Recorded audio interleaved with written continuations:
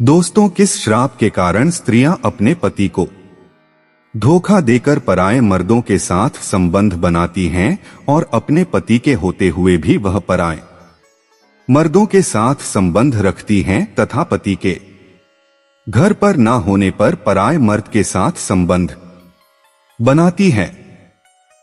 मित्रों, आए दिन ऐसी घटनाएं हमारे समाज में होती रहती है और ऐसी घटनाओं का कारण और कुछ नहीं बल्कि कलयुग की स्त्री को मिला हुआ श्राप है और उसी श्राप के कारण कलयुग की स्त्रियां पराये मर्दों के साथ संबंध बनाती हैं।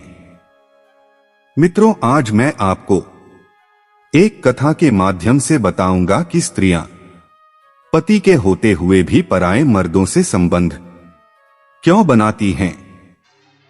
मित्रों, एक समय की बात है जब माता पार्वती भगवान शिव से मिलने जाती हैं और भगवान शिव से कहती हैं, प्रभु, आज जब मैं आपसे मिलने के लिए आ रही थी तो मैंने पृथ्वी लोक पर देखा कि कुछ स्त्रियां अपने पति के होते हुए भी पराये मर्दों के साथ संबंध बनाती हैं और अपने पति को धोखे में रखती हैं।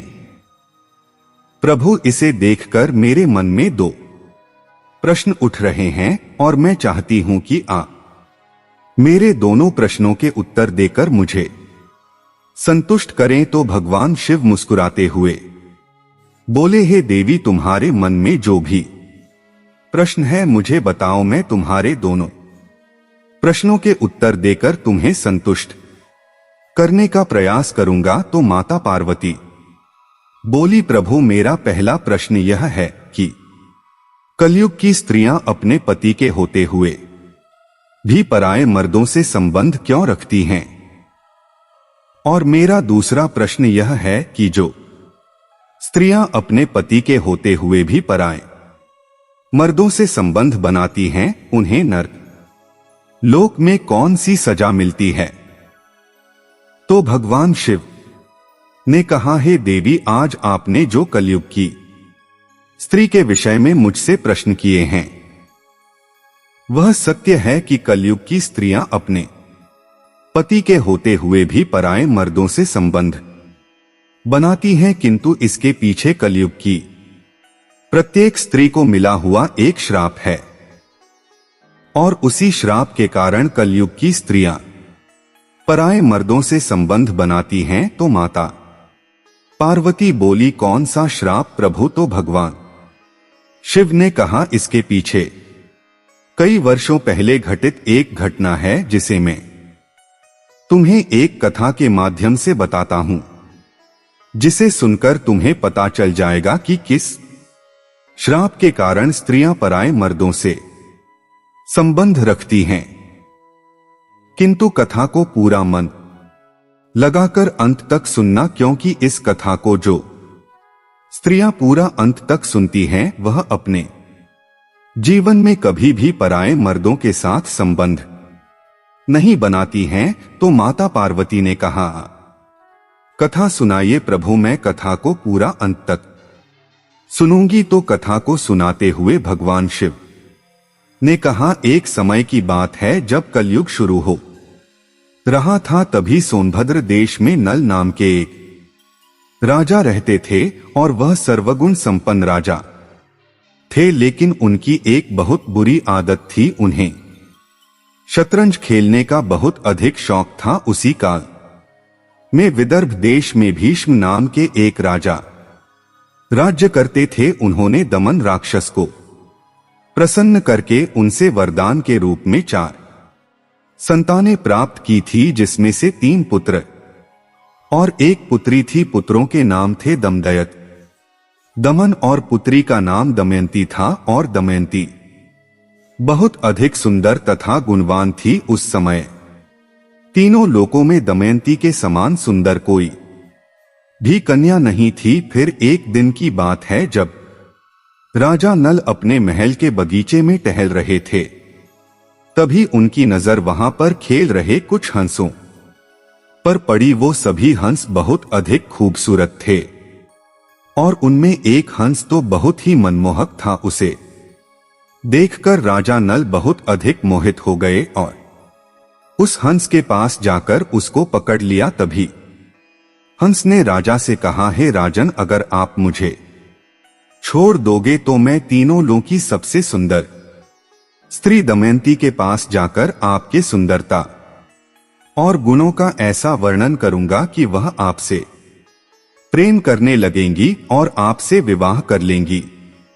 उस हंस की यह बात सुनकर राजा नल ने मन में सोचा, कितना अच्छा होगा यदि राजकुमारी दमयंती से मेरा विवाह हो जाएगा। इतना सोचकर राजा नल ने उस हंस को छोड़ दिया। इसके बाद वह सभी हंस उड़कर राजकुमारी दमयंती के उद्यान में चले गए। वहीं दूसरी तरफ दमयंती हंसों को अपने महल के उद्यान में देखकर बहुत खुश हुई। फिर वह भी हंसों को पकड़ने के लिए हंस के पास गई और दमयंती ने भी उसी हंस को पकड़ा जिसे राजा नल ने पकड़ा था। और जब राजकुमारी दमयंती ने उस हंस को पकड़ा तो हंस राजकुमारी दमयंती से कहने लगा, है रानी दमयंती, सोनभद्र देश में एक नल नाम के राजा रहते हैं और वह बहुत अधिक सुंदर है।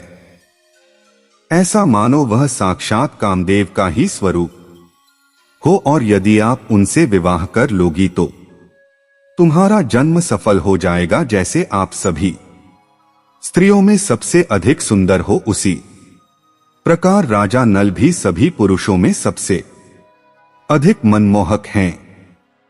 इसीलिए आप दोनों की जोड़ी उत्तम रहेगी। उस हंस की यह बात सुनकर राजकुमारी दमयंती के मन में राजा नल से मिलने की इच्छा जाग उठी। फिर राजकुमारी दमयंती ने उस हंस से कहा, प्रिय हंस, तुम राजा नल तक मेरा प्रेम संदेशा पहुंचा दो। फिर हंस ने लौटकर राजा नल को दमयंती का संदेशा दे दिया। इसके बाद राजकुमारी दमयंती दिन रात राजा नल का ही ध्यान करती रहती थी।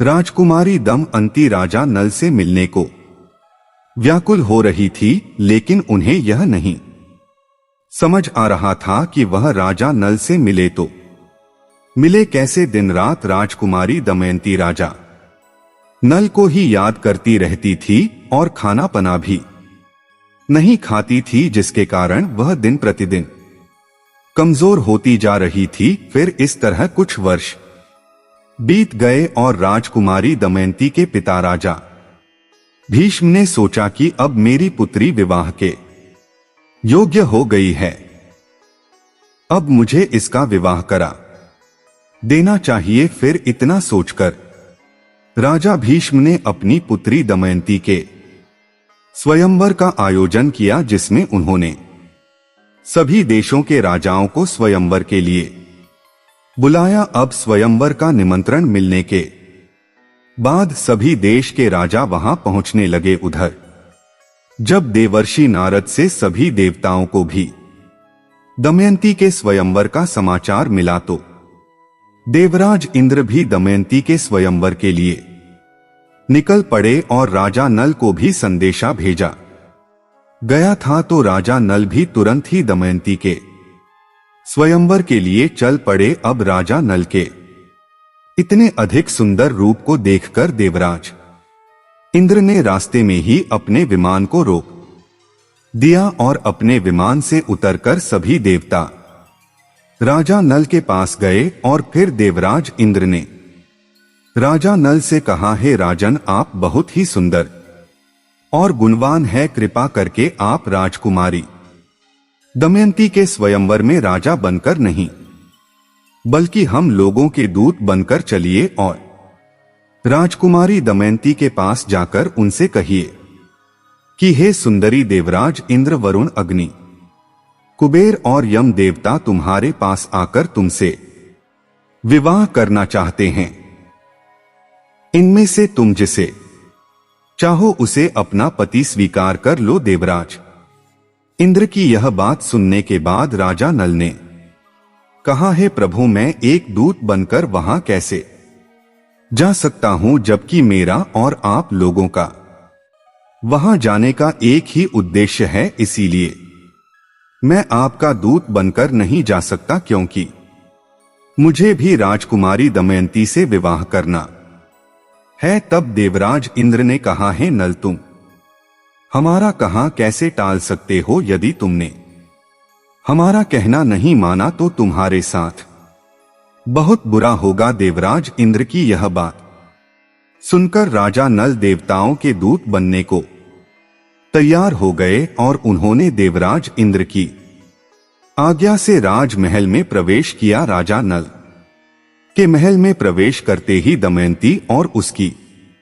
सहेलियां भी राजा नल के सुंदर रूप को देखकर उन पर मोहित हो गई और शर्म के मारे कुछ ना बोल पा रही थी। तब राजा नल ने राजकुमारी दमयंती से कहा, मैं यहां देवताओं का दूत बनकर आया हूं, इसीलिए हे राजकुमारी दमयंती, स्वर्ग के देवता तुम्हारे साथ विवाह करना चाहते हैं।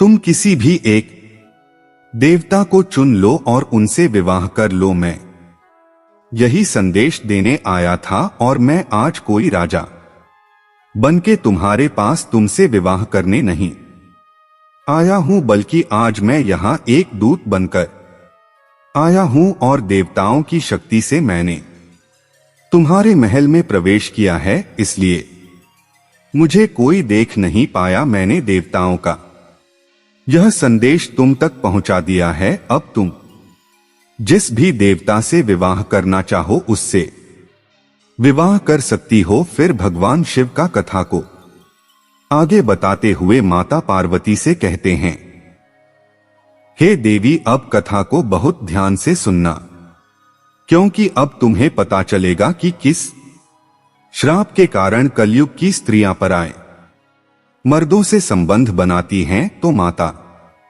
पार्वती ने कहा, ठीक है, तो कथा को आगे बताते हुए भगवान शिव ने कहा, फिर राजकुमारी दमयंती राजा नल से कहती हैं, हे राजन, मैं किसी और से नहीं बल्कि मैं तो आपसे ही विवाह करना चाहती हूं। मुझे आपके अलावा और कोई भी नहीं चाहिए। जिस दिन से मैंने हंसों की बात सुनी है तब से ही मैं आपसे मिलने के लिए बहुत व्याकुल हो रही थी और तभी से मैं आपसे बहुत अधिक प्रेम करने लगी थी और आपके लिए ही मैंने राजाओं की भीड़ इकट्ठी की है और मेरी आपसे एक प्रार्थना है कि आप राजा बनकर यहां आए और मुझसे विवाह कर लें। यदि आपने ऐसा नहीं किया तो मैं आपकी कसम खाकर कहती हूं, मैं जहर खाकर मर जाऊंगी। राजकुमारी दमयंती की यह बात सुनकर राजा नल बहुत अधिक दुखी हो जाते हैं और फिर राजकुमारी दमयंती से कहते हैं, हे देवी, जब बड़े बड़े देवता आपसे विवाह करना चाहते हैं तो फिर आप मुझ जैसे एक तुच्छ प्राणी से विवाह क्यों करना चाहती हैं? मैं तो इन देवताओं के सामने कुछ भी नहीं हूं। यह देवता मुझसे बहुत अधिक शक्तिशाली हैं और मुझसे कहीं अधिक गुणवान भी हैं, इसीलिए आप इन देवताओं में से किसी एक से विवाह कर लीजिए। राजा नल की यह बात सुनकर राजकुमारी दमयंती बोली, मैं आपको वचन देती हूं कि मैं आपको ही पति के रूप में स्वीकार करूंगी और किसी को नहीं। तब राजा नल ने कहा, परंतु इस समय मैं राजा बनकर नहीं बल्कि यहां पर देवताओं का दूत बनकर आया हूं, इसीलिए इस समय मैं आपसे विवाह करने के योग्य नहीं हूं। तब राजकुमारी दमयंती बोली, इसके लिए मेरे पास एक उपाय है।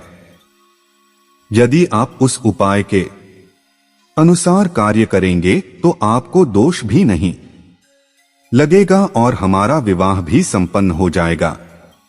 तो राजा ने कहा, कौन सा उपाय है? तो राजकुमारी दमयंती बोली, उपाय यह है कि आप भी अन्य राजाओं के साथ स्वयंवर मंडप में आए और मैं आपको ही वरमाला डाल दूंगी, जिससे हमारा विवाह हो जाएगा। रानी दमयंती की यह बात सुनकर राजा नल वापस देवता के पास पहुंच गए और देवताओं के पूछने पर उन्होंने बताया कि वे रानी के पास तो दूत बनकर ही गए थे, लेकिन रानी दमयंती और उनकी सखियां सभी मुझ पर ही मोहित हो गई हैं, और जब मैंने उनके समक्ष आप लोगों के विवाह का प्रस्ताव रखा तो राजकुमारी दमयंती ने आप लोगों से विवाह करने से मना कर दिया और कहा है कि आप देवताओं के दूत बनकर नहीं बल्कि राजा बनकर मेरे स्वयंवर में आए। तो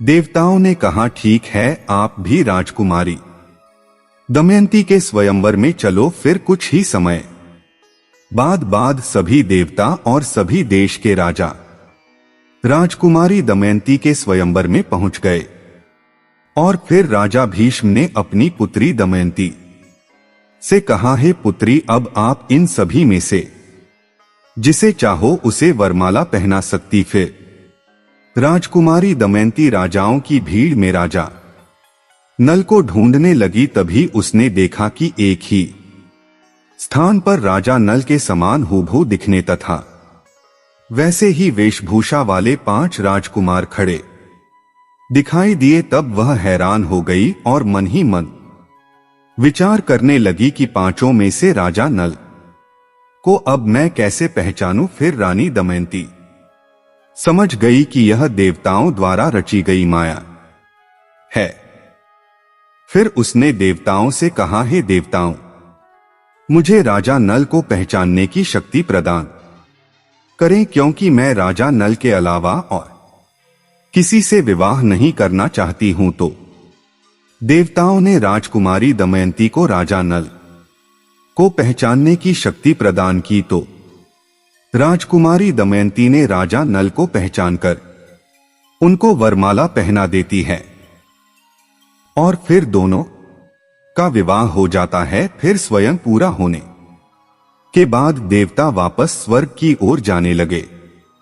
उसी समय उनको मार्ग में कलयुग और द्वापर युग से भेंट हो जाती है। तब इंद्रदेव ने कलयुग से पूछा, है कलयुग कहां जा रहे हो? तब कलयुग ने कहा, मैं दमयंती के स्वयंवर में उससे विवाह करने के लिए जा रहा हूं। कलयुग की यह बात को सुनकर देवराज इंद्र ने कलयुग से कहा, अरे कलयुग, स्वयंवर तो कब का पूरा हो गया। राजकुमारी दमयंती ने राजा नल को वरमाला पहनाकर उनसे विवाह भी कर लिया। इंद्रदेव की यह बात सुनकर कलयुग बोला, यह तो अनर्थ हो गया। उसने देवताओं का घोर अपमान किया है, इसीलिए उसे इस अपराध का दंड अवश्य मिलना चाहिए। तो देवताओं ने कहा, राजकुमारी दमयंती ने हमारी आज्ञा प्राप्त करके ही राजा नल को वरमाला पहनाया और उनसे विवाह किया है, और वास्तव में राजा नल सर्वगुण संपन्न और उसके योग्य वर है।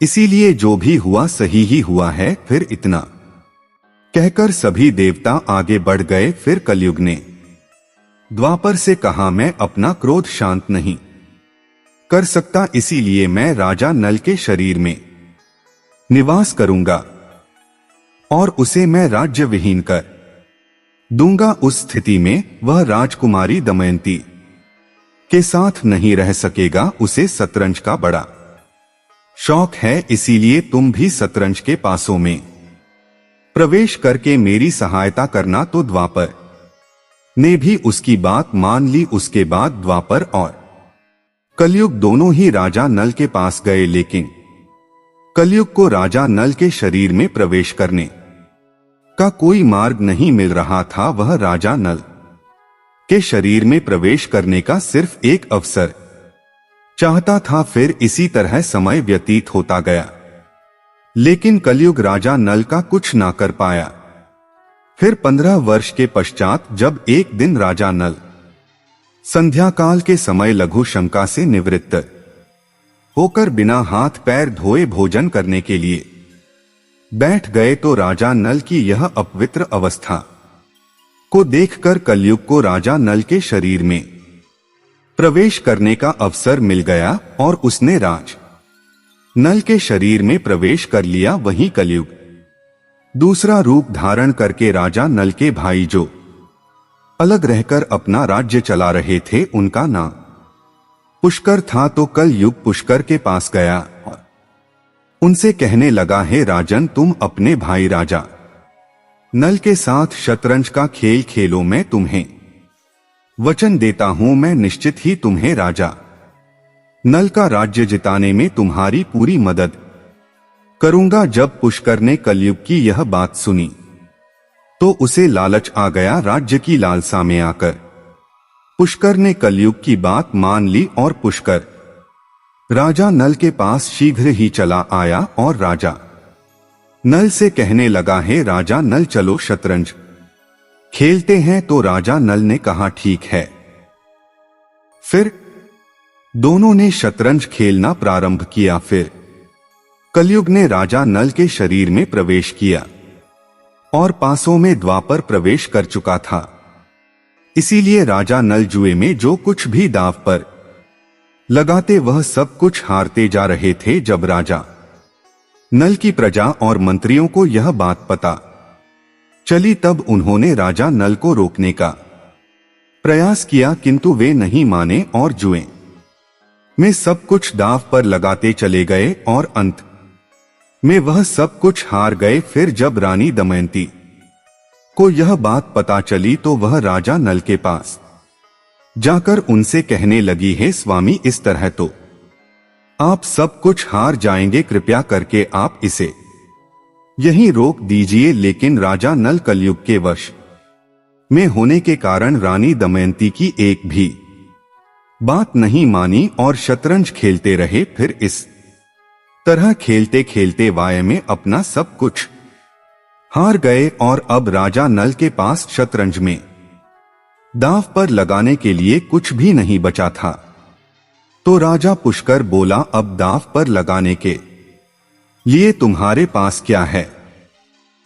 सब कुछ तो हार चुके हो, यदि कुछ और भी है तो उसे भी दांव पर लगाओ। तो राजा नल ने कहा, अब मेरे पास कुछ भी दांव पर लगाने के लिए नहीं बचा है। फिर शतरंज में सब कुछ हारने के बाद राजा नल और रानी दमयंती एक जंगल में रहने के लिए चले गए और जंगल में इधर उधर भटकने लगे। फिर घास फूस से उसी जंगल में एक कुटिया बनाकर रहने लगे। राजा नल और रानी दमयंती की हालत यह हो गई थी कि उन्हें भोजन तक नसीब नहीं होता था। फिर इस तरह जंगल में रहते रहते कुछ समय और बीत गया और उन दोनों की हालत पहले से भी ज्यादा खराब हो गई। और फिर एक दिन राजा नल अपनी पत्नी दमयंती से कहने लगे, हे दमयंती, तुम देख रही हो यहाँ बहुत से रास्ते हैं। यहाँ एक रास्ता अवंती की ओर जाता है तथा दूसरा रास्ता दक्षिण देश को जाता है। सामने विंध्याचल पर्वत है और यह कौशल देश का मार्ग है। राजा नल की यह बातें सुनकर रानी दमयंती की आंखें आंसुओं से भर गई और रानी दमयंती ने राजा नल से कहा, क्या आपको लगता है कि मैं आपको छोड़ कर अकेली कहीं जा सकती हूं? मैं आपके साथ रहकर ही आपके दुखों को बांटना चाहती हूं। दुख में आपका साथ देना मेरा पहला धर्म है। रानी दमयंती की यह बात सुनकर राजा नल अपने मन में सोचने लगे, मेरी पत्नी मुझसे कितना अधिक प्रेम करती है और इसी प्रेम के कारण मेरे साथ साथ इसे भी दुख झेलना पड़ रहा है। यदि यह मुझसे विवाह ना करती तो इसे इतना अधिक दुख ना झेलना पड़ता। फिर संध्या समय वे दोनों एक सुरक्षित स्थान को देखकर वहीं पर सो गए। कुछ समय बाद जब रानी दमयंती गहरी नींद में सो गई तो राजा नल अपने मन में सोचने लगे, यदि मैं इसे यहीं छोड़कर चला जाऊं तो यह चलते चलते अपने पिता के राज्य को चली जाएगी और इसे इतना दुख नहीं झेलना पड़ेगा। इतना सोचकर राजा नल अपनी पत्नी दमयंती को जंगल में ही सोता हुआ छोड़कर चले जाते हैं। फिर जब रानी दमयंती की नींद खुली तो उन्होंने देखा कि राजा नल वहां नहीं थे, तो उनको ढूंढने के लिए वह जंगल में इधर उधर भटकने लगी। तभी उसे एक शेर दिखाई देता है, तो वह शेर को देखकर डर जाती है और जोर जोर से चिल्लाने लगती है। तभी उसके चिल्लाने की आवाज एक शिकारी को सुनाई देती है, तो वह शिकारी रानी दाम के पास आता है तो देखता है कि वहां पर एक शेर खड़ा है। तो वह शिकारी शेर को वहां से भगा देता है और रानी दमयंती को अपनी कुटिया में लेकर जाता है और उन्हें भोजन कराता है।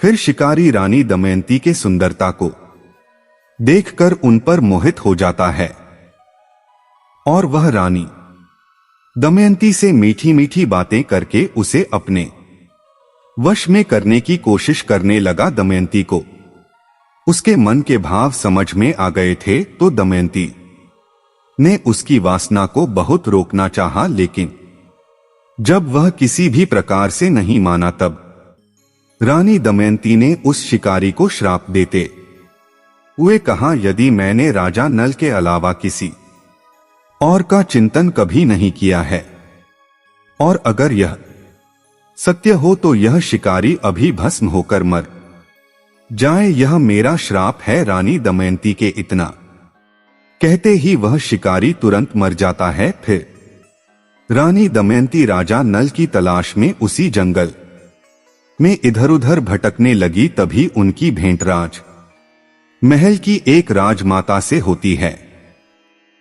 तो वह राजमाता रानी दमयंती से कहती हैं, हे सुंदरी, तुम कौन हो और इस जंगल में अकेली क्या कर रही हो? तो रानी दमयंती राजमाता से कहती है, हे राजमाता, मैं राजा नल की पत्नी हूं और मेरे पति शतरंज में अपना सब कुछ हार गए हैं, जिसके कारण हम दोनों को यहां जंगल में आकर रहना पड़ रहा है। और मेरे पति एक दिन रात को अचानक से पता नहीं कहां चले गए हैं और उन्हीं की तलाश में मैं इस जंगल में इधर उधर भटक रही हूं। रानी दमयंती की यह बात सुनकर राजमाता को उस पर दया आ जाती है और फिर राजमाता उसे अपने महल में लेकर जाती है और उससे कहती है, जब तक आपके पति आपको नहीं मिल जाते तब तक आप इस महल में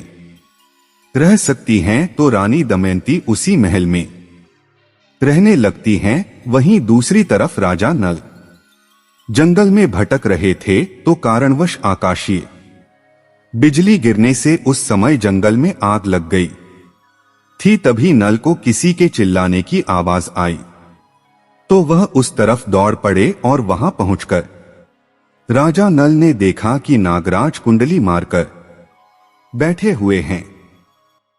तो राजा नल ने उस नागराज से कहा, है नागराज, आप कौन हो और इस तरह यहां पर क्यों बैठे हुए हो? तो नागराज ने कहा, है राजन, मैं कर्क कोटक नाम का सर्प हूं। मैंने नारद मुनि को धोखा दिया था, इसलिए उन्होंने मुझे श्राप दे दिया था कि जब तक राजा नल तुम्हें ना उठा ले तब तक तुम यहीं पड़े रहोगे। राजा नल के उठाने पर ही तुम्हें इस श्राप से मुक्ति मिल पाएगी। उनके श्राप के कारण कई सालों से मैं आज भी यहां से एक भी कदम आगे नहीं बढ़ा हूं। हे राजन, तुम मेरी रक्षा करो। मैं सिर्फ देखने में ही बढ़ा हूं, किंतु मैं अपने शरीर को छोटा भी कर सकता हूं। फिर इतना कहकर नागराज ने अपना शरीर छोटा कर लिया। इसके बाद राजा नल उस सर्प को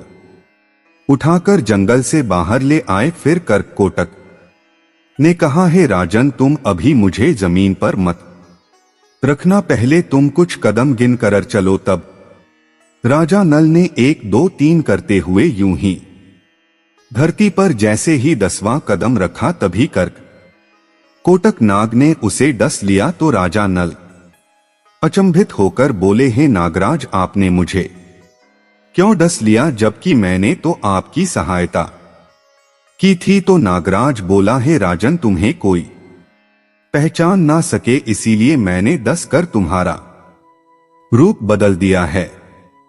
कलयुग ने तुम्हें बहुत दुख दिया था, अब मेरे विष के कारण वह तुम्हारे शरीर में कोई भी दुख प्रवेश नहीं कर सकेगा और तुम अब निडर हो गए हो। अब तुम्हें पशु पक्षी या फिर शत्रु किसी का भय नहीं रहेगा और तुम पर किसी भी विष का प्रभाव नहीं होगा और युद्ध में हमेशा तुम्हारी ही जीत होगी। फिर इतना कहकर नागराज वहां से अंतर्ध्यान हो गए। मित्रों, फिर भगवान शिव कथा को आगे बताते हुए माता पार्वती से कहते हैं, हे देवी, फिर जब राजा भीष्म को यह समाचार मिला कि उनके दामाद राजा नल और पुत्री दमयंती अपना महल छोड़कर जंगल में रहने के लिए चले गए हैं, तब उन्होंने सुखदेव नाम के एक ब्राह्मण को राजा नल और रानी दमयंती का पता लगाने के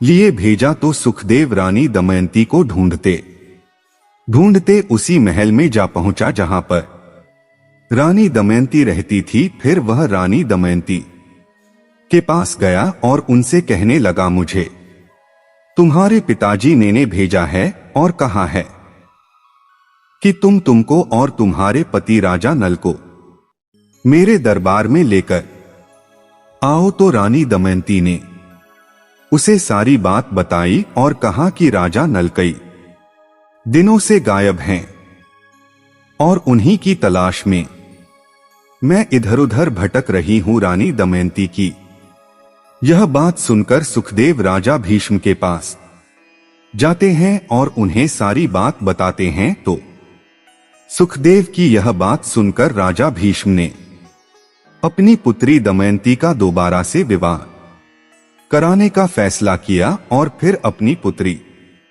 दमयंती को अपने महल में बुला लिए और सभी राज्यों में अपनी पुत्री के स्वयंवर के ये घोषणा करा दिया। फिर जब राजा नल को इस बात का पता चला कि रानी दमयंती का दोबारा से विवाह होने जा रहा है, तो राजा नल बहुत अधिक क्रोधित हुए और फिर रानी दमयंती के स्वयंवर के लिए सभी देशों के राजा आए। तभी राजा नल भी वहां पर पहुंच गए और जैसे ही रानी दमयंती ने राजा नल को देखा, तुरंत ही उन्हें गले लगा लिया और अपने पिता से कहने लगी, पिताश्री, अब मैं दूसरा विवाह नहीं करूंगी, मैं अपने पति के साथ ही रहना चाहती हूं। तो राजा भीष्म ने कहा, ठीक है, किंतु राजा नल को इस बात पर बहुत अधिक क्रोध आ रहा था कि मेरे होते हुए रानी दमयंती का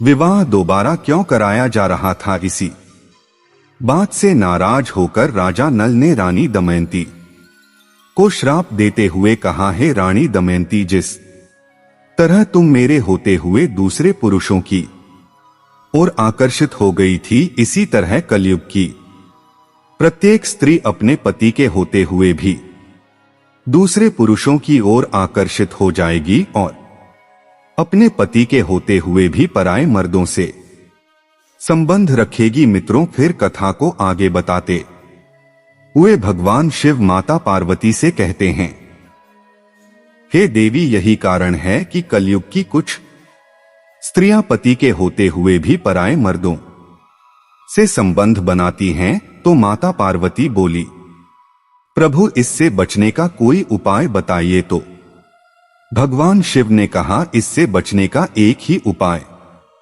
है कि स्त्री को एक पतिव्रता जीवन जीना चाहिए और अपने पति के अलावा पराये मर्दों को आंख उठाकर नहीं देखना चाहिए और अपने पति का हर परिस्थिति में साथ देना चाहिए।